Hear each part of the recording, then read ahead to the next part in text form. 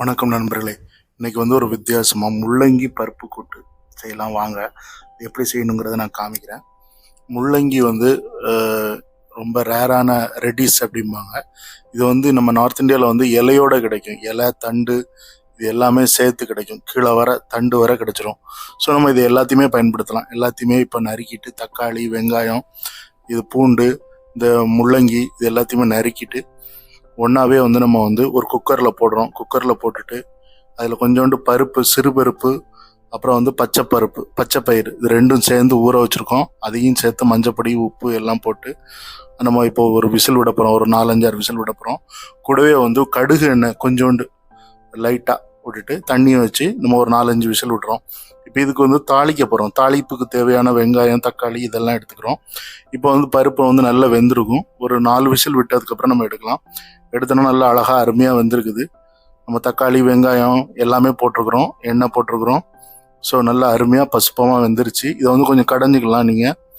இப்போ நம்ம கடுகெண்ணெய் நான் கடுகெண்ணெய் யூஸ் பண்ணுறேன். நீங்கள் என்னென்னாலும் யூஸ் பண்ணிக்கோ. கடுகெண்ணெய் யூஸ் பண்ணுறதுனால நான் கடுகு யூஸ் பண்ணுறதில்ல, வெந்தயம் போடுறேன்.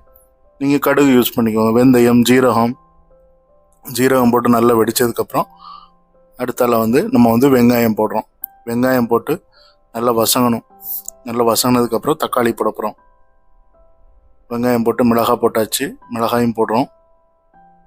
மிளகாய் போட்டு கொஞ்சம் நல்லா வசக்குங்க. இப்போ தக்காளியும் போட்டாச்சு. தக்காளி போட்டு நல்லா கொஞ்சம் நேரம் வசங்கட்டும். வசங்கினதுக்கப்புறம் மிளகாத்தல் 2 மிளகாத்தல், ஏன்னா சும்மா ஒரு ஸ்பைஸியாக இருக்கும் அப்படிங்கிறதுக்காக மிளகாத்தல்.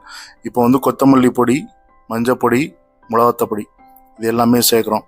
சேர்த்து கொஞ்சோண்டு ஒரு பிஞ்சு புளியோடைய திப்பிலி போடுறேன். கொஞ்சம் தண்ணியும் ஊற்றிட்டு நல்ல மசாலாலாம் கொஞ்சம் இதாகட்டும். நல்ல எல்லாம் ஒன்று சேர்ந்து நல்ல கலராக ஒரு ரெட்டிஷ் கலருக்கு வந்துருச்சு. உப்பு போடுறோம். உப்பு தேவையான அளவு உப்பு போட்டுக்கணும். இப்போ பார்த்தீங்கன்னா இந்த கலர் பாருங்கள் எவ்வளோ அழகாக இருக்குது.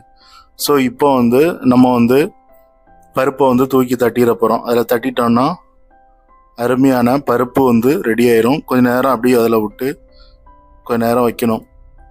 கொஞ்ச நேரம் வச்சு ஒரு 5 நிமிஷம் நம்ம மூடி வச்சோம்னா அருமையான முள்ளங்கி பருப்பு கூட்டு ரெடி ஆயிரும். முள்ளங்கி பருப்பு கூட்டு செய்கிறது ரொம்ப ஈஸி. இதுதான், வேற எதுவும் கிடையாது. இது ரொம்ப டேஸ்ட்டாக இருக்கும். சப்பாத்திக்கு ரைஸுக்கு எதுக்குனாலும் வச்சு சாப்பிடலாம். பிடிச்சிருந்தா லைக் பண்ணுங்கள், ஷேர் பண்ணுங்கள், கமெண்ட் பண்ணுங்கள். மீண்டும் அடுத்த வீடியோவில் சந்திப்போம்.